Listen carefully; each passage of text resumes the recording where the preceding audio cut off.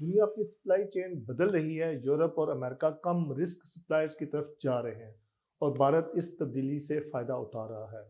पाकिस्तान की यूरोप को बरामदात 70% टेक्सटाइल पर हैं और वो भी एक आर्जी सहूलत के सहारे जीएसपी प्लस, जबकि अमेरिका में हम 17 से 32% तक टैरिफ दे रहे हैं। जब चीन से निकलने का वक्त आया तो कई ममालिक आगे आए, पाकिस्तान पीछे रह गया। मैं हूँ आबिद महमूद और आप देख रहे हैं बिजनेस रिपोर्ट। आज सवाल ये नहीं है कि दुनिया हमें चुनेगी या नहीं, असल सवाल ये है कि क्या पाकिस्तान खुद को चुनने के काबिल बना रहा है। आलमी तजारत की खामोश जंग और पाकिस्तान कहाँ खड़ा है, ये महज तजारती माहदे नहीं, ये कागज़ों पर होने वाले दस्तखत नहीं, ये वो फैसले हैं जो खामोशी से कौमों की मीशतों का मुस्तकबिल तय करते हैं। आलमी तजारत में इस वक्त एक ऐसी जंग जारी है जिसमें तोपे नहीं बल्कि टैरिफ, फ्री ट्रेड एग्रीमेंट्स और सप्लाई चेन इस्तेमाल हो रही हैं। बदकिस्मती से पाकिस्तान इस जंग में ना तो मुकम्मल तौर पर हारा है, ना जीता है, बल्कि किनारे पर खड़ा है। यूरोप और भारत एक तवील मगर फैसला कुन सफर।